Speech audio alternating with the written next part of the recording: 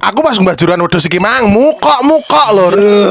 Beh berat wis kudu ngising malah kudu mukok. Jane pas inu bedel juran wedhus iki mang sing warnane ijo-ijo ngambang ning banyu kaya macawi lho. Ambune kaya ora sebiru, aku biasa ae to. Nah, aku terus kali ku mluruti usus wedhus iki ya karo ngempet ngising barang jane. Ngasih metu cenilane iki lho.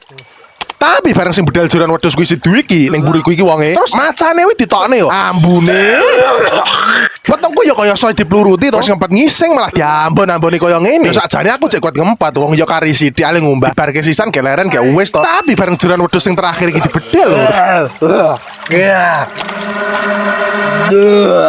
Rasane koyo arep brojol wetengku, koyo ora kuat-kuat to ambi ambune. Apa meneh iki wis kudu mukok sih. Alhamdulillah iki wis kayak rampung. Bareng wis rampung aku cepet-cepet yang WC masjid arep ngisi. Tenan to. WC ne kanggo kabeh malan. Aku kan berat.